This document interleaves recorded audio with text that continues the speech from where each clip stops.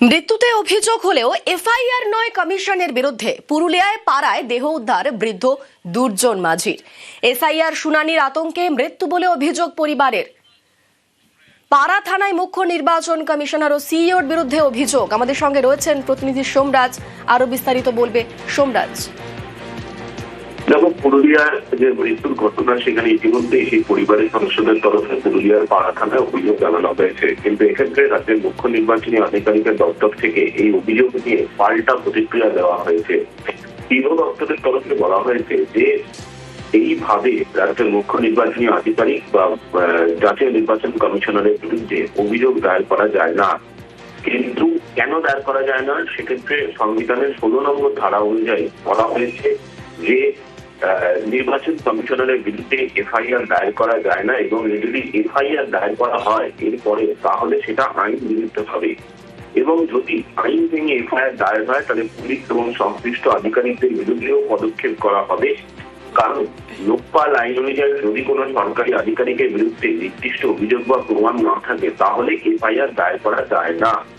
সেক্ষেত্রে ময়না তদন্তের রিপোর্ট কি রয়েছে বা কি কারণের মৃত্যু তা খতিয়ে দেখা উচিত।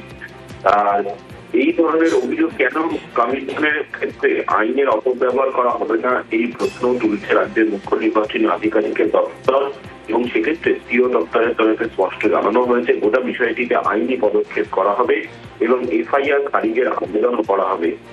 এমনকি রাজ্যের মুখ্য নির্বাচনী আধিকারিকের দপ্তর থেকেও এফআইআর করা হতে পারে।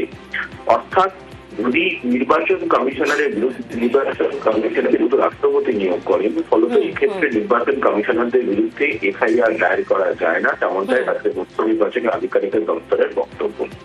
বেশ, ধন্যবাদ সোমরাজ।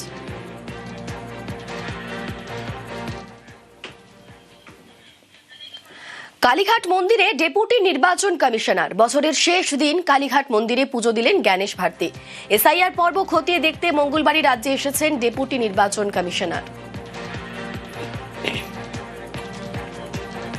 বছরের শেষ দিন কালীঘাট মন্দিরে ডেপুটি নির্বাচন কমিশনার বছরের শেষ দিন কালীঘাট মন্দিরে পুজো দিলেন জ্ঞানেশ ভারতী।